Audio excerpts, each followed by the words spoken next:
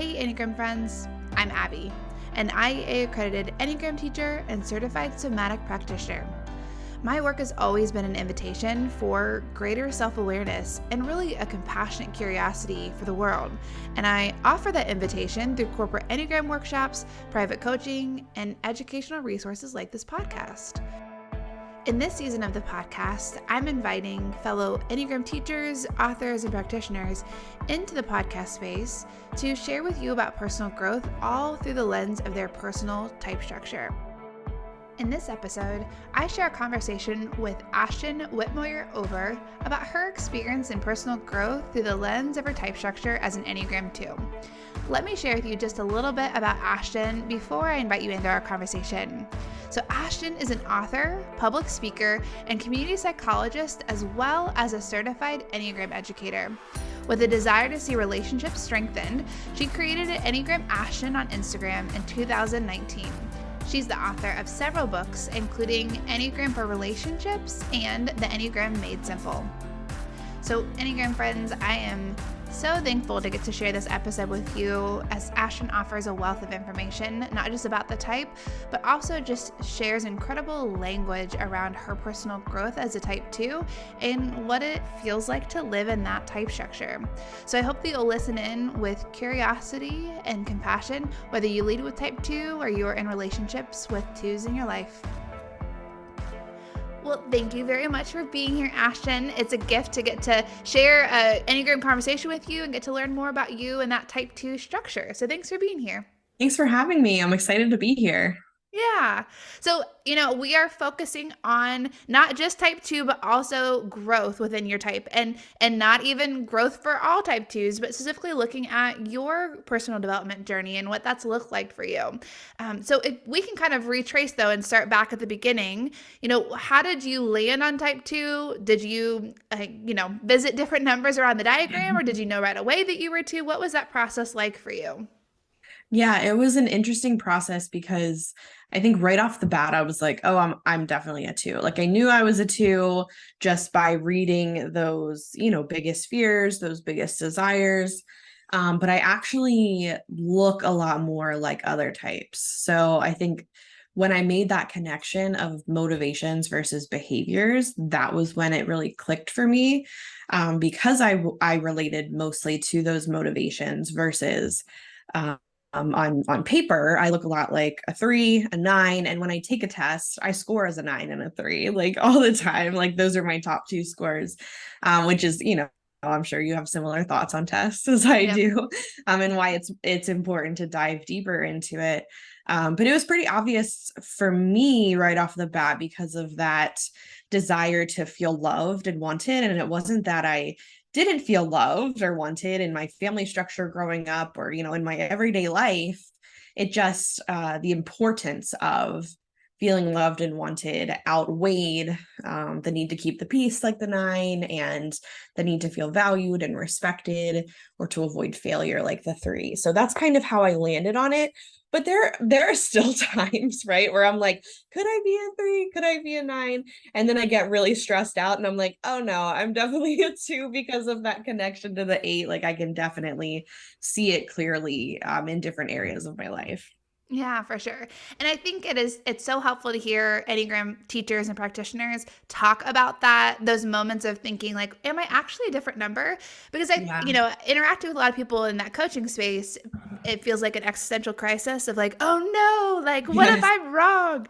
Yeah. And the reality is like, there's nothing wrong with that feeling. And also sometimes that's just part of the journey of like clarifying, because, maybe you are actually a different type, and that's a good curiosity, and maybe you're not. And then you can ask some more clarifying questions to kind of land there. So, oh yeah. And I always say too, like I hired somebody to help me. Like, it's important for coaches and Enneagram experts to also have coaches and experts to rely on, because, we are taking in all of this information all the time and outputting all of this information all the time.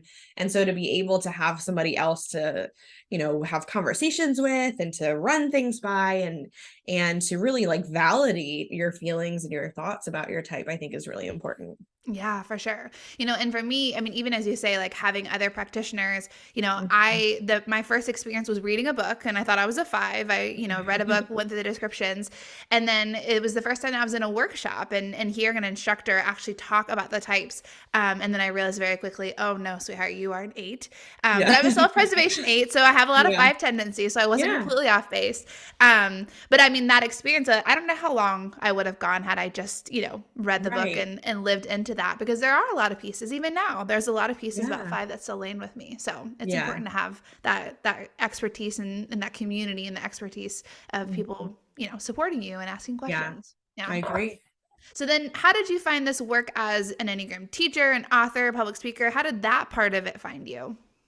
Yeah, so I have my background is in psychology, so I've always worked in the helping field, which like, me being a two, it's like the cheesiest thing to say, but it's reality. I'm a community psychologist by trade, so doing work in the community, and to, strengthen community, strengthen relationships, things like that. So when I was introduced to the Enneagram in my grad school career, or during my grad program, it just seemed like a natural fit to like what I actually wanted to do.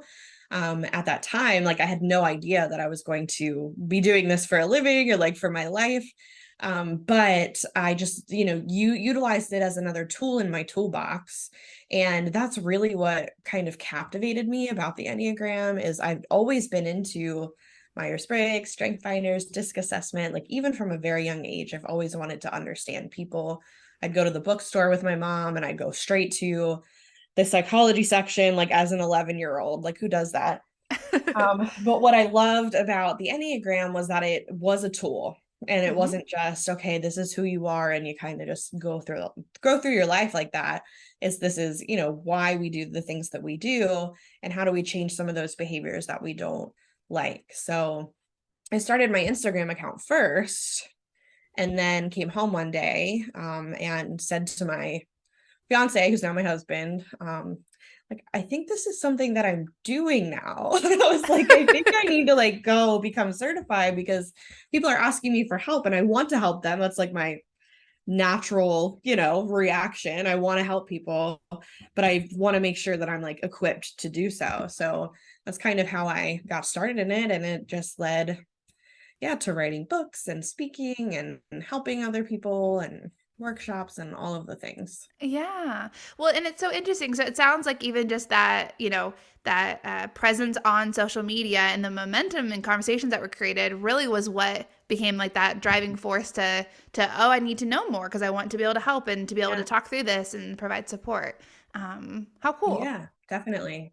And yeah, having conversations with people, of let me share with you what the Enneagram is and how it's helped my life and my relationships. And like I want all of these things for you too, So that kind of was the driving force for sure. Yeah. Oh, I love that. So, when you first discovered your type, thinking about, some of the earlier years, you know, when we first discover a type, sometimes we have these instant moments of solidarity of like I found my people, but then also we have the moments of like the ouch factor sinks in of like, oh, you Yep. just said something that's a little bit uncomfortable about me to everyone in this workshop or Yes. in this book for all to read. So I'm wondering what those initial like ouch moments were as you kind of landed on and made home in type two. The inability to say no Mhm. because of the need to feel loved for sure was a punch in the gut. And the fact of, am I doing this because I want to feel loved or am I doing this because I genuinely want to help this person? I Mm. think those were kind of the top two things where I was like, oh, I'd never thought of that before. It's easy to sit here and be like, no, I give out of the kindness of my own heart, and I would never just, give in order to receive. But when are sit there and are honest with yourself, it's not necessarily like I'm giving to, have somebody give me a gift after. It's was I doing this to have to receive that gift of like feeling needed and wanted and loved. And so that first moment of the ouch, like you said, the ouch factor of like, oh, is this how I am? And is this how I'm perceived? Right. Because Mm. twos often do care a lot what people think about them. And so that was a huge piece, as well as I mentioned this before, but the stress piece Mm. of twos going to the eight. For me, I've always been this way. Like when I feel like kind of out of control, I can go from like 0 to 100 or lash out. Even growing up, my parents divorced when I was very young, and I would feel, I'd have to go between houses, that like lack of control, and it would cause me to lash out. So being able to identify that Mhm. and realize that that attributes to like feeling loved and wanted, that it's all connected, and like having those like punch in the gut moments of like, oh yeah, now everybody in the world also knows this about me. But like I said, what I love about the Enneagram is like we can change those things. We can identify them quicker and use the Enneagram to grow in those areas. Yeah, for sure. So, there's kind of these three different pieces that you mentioned, but I'm curious, even if we go back to that, like that inability to say no, what Mhm. was it? Obviously, it always starts with awareness, right? You can't change something that you don't see or notice in your everyday context. But how did you balance that out? Once you see it, how did you quote unquote change it? Oh, and it took a long time. Like it wasn't like, oh, I know this about myself. Now I'm going to change it tomorrow. And there are still times, right, today where I'm like, I see this need and I want to fill it because, like it is nice to feel needed in that way. I think for me, it was setting that boundary of like what do I want to do versus what do I Mhm. feel like I have to do. And part of that was even with my business. Like what are the things that I feel like I have to do as a business owner versus what are the things that I actually want to do. I think that question and that like heart check was really important for me to be able to differentiate. And it was difficult to kind of figure that out on my own. Like, what do I actually like to do? Mhm. Because I'm so used to just doing either what's expected or what I'm told to do or what's going to make me feel loved. And so Mhm. it's been a journey, it's been a Yeah. journey that I've definitely grown in, but also just like everybody have room to kind of strengthen those boundaries even more. Yeah, for sure. Well, and the reality too is, even as we come into these spaces where we have more awareness, we have some legs and some practices to help us, move forward in a way that's more balanced and less reactive. There's going to be a new season and there's going to be a new Yeah. person that comes in and a new responsibility or a new role that is placed on us and those change things. And so we have to, I mean, we're always renegotiating what practices we need and like what are, these sticking points for us. Yeah. I'm curious as you ask these questions of what is it that I want to do, what I have to do. Sometimes even the language I'll hear from twos is like, what is mine to do? And trying to be mindful of that. Do you feel like that is a space that you're able to reflect on your own, or do you typically need to verbally process it out loud and kind of have a tribe or another person supporting you in it? All of the above, right? Yeah. So therapy was a big piece of it. Also working with other Enneagram practitioners, like I said, my husband, my friends, and really, sometimes it's and with friends and family, like they're used to me Mhm. saying yes to everything. And so, that was difficult. Or they're also used to me like caring a lot about what they think or their Mhm. opinions. So I think that was an interesting change in almost like trajectory as well, where my relationships kind of changed a little bit too, where I'm setting that boundary. And if I don't want to go do that thing, or if I, am like socialized out at this point, I'm okay to say no, and they're not used to that. Mhm. So, yeah, definitely verbally processing, also internally processing, just kind of working through what that looks like and what that means. Yeah. So when you land on that space of like, this is what I want to do, or this is what I think is mine to do, how do you know that you've landed there? Like, is there a sense? Sometimes people talk about like a felt sense of knowing like this feels good, like it's not reactive or anxiety producing, like this feels true. Or sometimes people, it's like a pro con list, or they're aligning it with their values and they're just hoping for the best. Like, what is that? What is that like for you?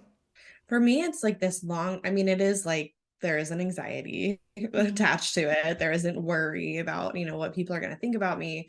Even if I were to go do the thing, I would still be like, oh, did I do it okay? Did I do enough? Like there were still those questions that were going through my mind. For me, though, it's a long-term almost feeling of not being burnt out. Like Yeah. burnout is huge for twos, as you probably know. And it was very quick. Like I was very quick to get to that burnout stage. Yeah. And when I am in a good and healthy place of being able to set those boundaries and to say no and to only focus on the things that I actually want to do, or like Marie Kondo says, like the things that bring me joy, Mhm. I know that I'm not burnt out. Like I'm in a good and healthy space. I'm doing the things that I want to do, and I'm able to show up better for the people Mhm. in my life. Yeah, for sure. Well, it sounds like, I mean, even as you're talking through that, just as an incredible amount of compassion that you had for yourself in those moments and continue to have for yourself. I think when I remember my first teachers always talking about like it starts with awareness and then compassion and then you go from there. And as an eight, Mhm. I'm like, I don't know about that compassion piece. That feels like a bunch of nonsense. And so in my early years and still in moments of like, hey, here's the things we're supposed to be doing. Let's just go do the things to be better. Yeah. But like it has to start with compassion, right? Otherwise, we're just using our type to fix our type. Yeah. And so in those moments, like an incredible amount of compassion that you offered yourself. I think what's interesting too is just thinking about subtypes. Like when I first discovered the Enneagram and first discovered subtypes, immediately thought I was a self-preservation because I think I had like swung so far over to the side of like, no, I've been taking care of everybody else. Now I need to take care of me. Yeah. And now that I'm able to set better boundaries and have those conversations, I'm definitely showing up more as a social too, Mhm. because I have those like systems in place almost. Yeah, for sure, for sure.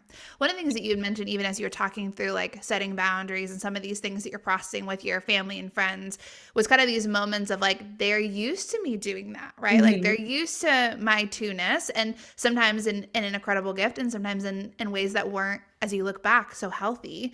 Yeah. And I think that's always a really hard moment, no matter what your type is, but especially as we think about twos and this fostering connection with others. It's such a tricky moment of almost trying to reteach people like how to treat us, reteach Yeah. people what to expect from us, what's appropriate, what's hurtful. And so I'm just curious if that, if there was any pieces of that that you could share of as you were kind of like renegotiating relationships with people, what that looked like for you. I think that it's difficult because my family has a lot of strong personalities and some of the stronger types. Hmm. And so it was very easy for me to slip into the like, I'll just go along with what everybody else wants to do. Again, that's where some of those nine characteristics show up. I'll just go along with what everybody else wants to do, other people's opinions. I'll kind of just silence my own.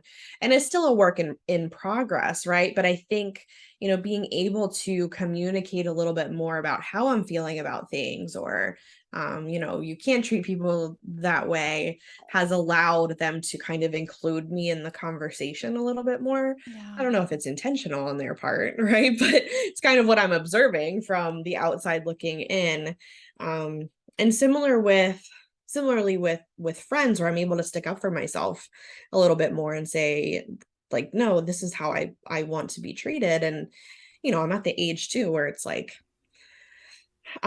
like friendships can be exhausting, and I'm only going to have the people in my life that are kind of showing up in the way that I need, and that I'm showing up for them in the way that they need. And I think it's a mutual thing too. Like I've had a lot of mutual conversations where, okay, this is what I need from you, this is what you need from me, and like we can kind of move forward together in that way. Yeah, for sure. Well, and what a gift too, thinking that a lot of those things is not like, okay, I have something to say. This is why I've gathered you all here. But Yeah. instead that it's like mutual conversations of you're Mhm. slowly refining. Um, Yeah. and I think sometimes the like pent up anxiety around like I need to redefine this the friendship because this is exhausting or this is so whatever and I don't like that anymore. But the reality is like it's always a slow refining. Like we're always Mhm. slowly moving the dial this way a little bit and then the dial that way a little bit and trying to Mhm. figure out like how do we do life well together and how do we like Yeah. live our friendship in a way that's life-giving for both of us. Yeah, Yeah. definitely. So, you mentioned, that also as you were kind of landing on type two, and even some of the growing edges and these pieces that you were unearthing as you landed on two, was also that move to eight, and those moments of out of controlness and kind of swinging over there in those stress moments. What does that look like as you reference it as a child, but what did that look like in your early years of first discerning your type, like as an adult? No, yeah. It's kind of embarrassing. This is the punch in the gut stuff right here, Abby. Um, kind of like I said, it was related a lot to like the lack of control for me. Yeah. And it did look a lot like being sharper with my tone or quick to anger. Yeah. Um, a lot of times it would surprise people sometimes too, right? Because there are a lot of things I just don't get mad about. But when I was mad, like I knew I was stressed, like I'm Yeah. able to make that connection of like, oh, I must be stressed because I'm like really ticked off right now. Um, so yeah, it would look, even a little bit aggressive and just wanting to like do whatever I can to like regain that control. So like going Yeah. from 0 to 100, but then like feeling immense guilt after because that's where the twos also land is in like that shame spiral. So Hmm. it does, when I work with twos as well, it's a very common reaction of like I'm gonna Hmm. get angry for like 0.5 seconds and then I'm gonna like spend the rest of my day feeling guilty about that anger. Yeah, for sure. Well, and it's, there's a lot of solidarity in naming, like, and it is, whether we were talking about your type, another type, there's a whole ton of people that are feeling Yeah. and responding the same way that you are. My palms are Um, sweating. yeah, right. But it's, and so thank you for also talking through that, because I think sometimes we will get into these moments where we have like this quiet shame about things. Hmm. And I think it's really helpful to realize, like, yeah, there's a whole world of people that are also navigating the same pieces too. And it doesn't have to always be this part of it. Right. But there's a lot of other people navigating it too. So Hmm. as you think about that, and really so much of what you're describing, I even imagine it as like, that positive outlook of the type two. And then it's Yeah. like you're positive, positive, positive. And then like something is the last, the final straw. And then it just goes straight over to that eight with a lot of Yeah. fury. So, when you think about this piece that you are mindful of and have awareness around and have grown in, what did that growth look like? Were there specific practices that you took on, or even like a mentality that you took on to help balance out that reactivity of moving over to eight? Well, like you said, I think a lot of it has been awareness where, before the Enneagram, I would respond this way and not know why. Yeah. And so now I'm able to kind of get to the root of it. I can give you a great example, which is kind of embarrassing, but I'm going to give it to you anyways. I love it. Yesterday, I experienced this like because again, the awareness is there, but it still comes up, right? It still Totally. happen. So I was trying to get out of the door, which is a whole thing in and of itself. I have an almost 2-year-old trying to get out of the door to go teach. I'm a part-time professor. Everything was happening. I like opened a jar of peanut butter and it like shot out at me, had to change my outfit, spilled my coffee, like all of the things. And I just was like, let's go, let's get in the car, saying bye to my husband in a sharp way. And then getting in the car and having like a 30-minute drive of the shame spiral, right? We're like, Mm-hmm. but instead of getting stuck in that shame, which I would previously do, Mm-hmm. I was able to like identify it, apologize, name it for what it was. I should have woken up earlier. I'm sorry, it wasn't you, it was me, being mad at myself. And I think that's like a lot of it where people see that stress response in twos and think they're like mad at you, mad at the world, and really it's like anger at themselves for Mm-hmm. doing something or not doing something. But instead of staying there, I was able to like identify those feelings, know why I was feeling that way, and then move through it. Yeah. Yeah. Well, and I love that too, of even just thinking like having that awareness gave you the gift of being able to be kinder to yourself, right? Mhm. I mean, even when we think about the stress response, if we boil it down, the piece that we should also keep in mind is like we're also just stressed. So in the same Yeah. way that like if someone comes over and they're like, I'm really stressed, and then as a friend, we're not gonna start beating them up for being stressed, right? Or Right. shaming them or being angry with them for Like, how being dare stressed. you? Right. But our instant response is like, like, I'm so sorry. That is a Yeah. crummy day, a crummy week, a crummy season, crummy situation, right? But we Mhm. never offer that kindness to ourselves. And so even as Right. you talk through that experience of like this moment of like offering kindness to ourselves, and then if there are natural consequences to what happened that we can go back and address, illuminate, apologize for if that's what's appropriate. Because there's so many things that, even in that moment with a little one, right? They Yeah. learn so much by Right. hearing us apologize and actually saying those words to them as an Mhm. adult to a child. And so that's great too. Yeah. So yeah, Yeah. it's been a journey. And that's like what I want everybody to know is like we don't have it all figured out, Mm-mm. like we're on the journey too. Yes, we're teaching about these things, but it doesn't mean that we don't also struggle with them at times. Yeah, right. Because there's no arriving, right? It's just a consistent evolution of becoming more aware, having more, awareness of our reactivity to balance it out. But like, we don't arrive. There's not like a golden certificate that we get, and then we're Yeah. just great human beings. Yep. So, and I think the other thing too is even thinking about this move from 2 over to 5. I think also keeping in mind like it doesn't always have to be that you get pushed over into from that 2 point over into 8. Like sometimes you can choose to take on some of those 8 characteristics to help yourself in that moment, right? Yeah. Like, Yeah. that moment of like just stating clearly what is wrong or what is Mhm. needed and how someone can, do their part so that it's not all you.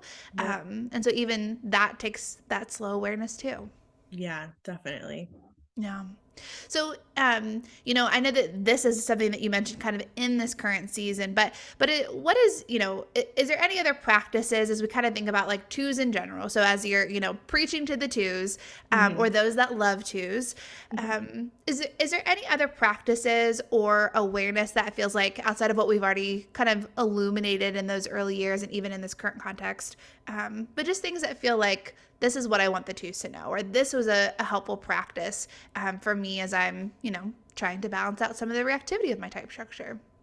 Yeah, I think, oh, we talked about this so much, but that awareness piece and Yeah. really just being gentle with yourself. It's Mhm. so easy to put ourselves down and to criticize ourselves and to, get caught in that shame cycle. But, we know how to treat other people. It's kind of what we're known for. And so part of that is practicing that self care. I think self care is a cheesy concept and word these days and overused, but really just caring for yourself like you're able to care for other people. And whether that be, mantras have really helped me, journaling has really helped me. Just being able to like step into my power a little bit more. And when Yeah. doing so, then that helps me go to some of the healthier side of the 8, which is being able to set boundaries a little bit more, tell people what I want, be a little bit more confident and assertive, Mhm. which doesn't tend to come naturally to us twos. But I think, we have a lot of feelings as twos, getting those feelings out there and allowing them to kind of become practical Mhm. and practical tools to teach people how to treat us and really to teach ourselves how to treat us as Mm. well. Yeah. I love that. How can people be a part of your work? I know that you have several books, but how can people connect to you as an Enneagram instructor and your work that you're doing in the world? Yeah, so I have a lot of different things going on my website, which is just enneagramashton.com. I also always have a lot of things going on my Instagram, which is just Enneagram Ashton. Those are probably the two best ways to get in touch. Okay. And then will you tell us a little bit about the books that you wrote to your Enneagram books? Yeah. So the first book I wrote was called The Enneagram for Relationships.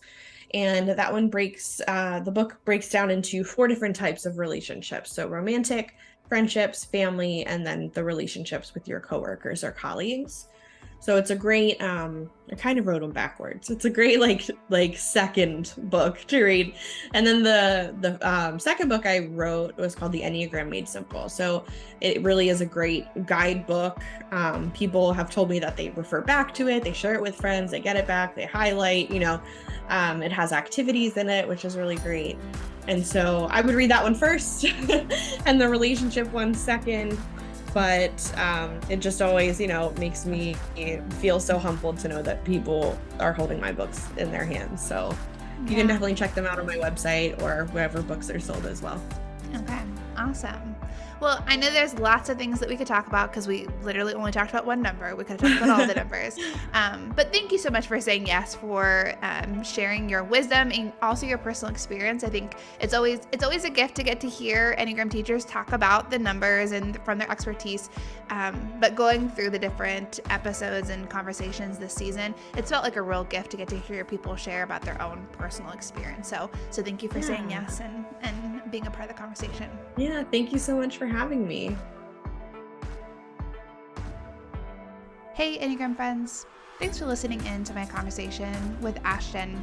I hope that you have a lot more clarity and awareness and wisdom around the Type 2 structure.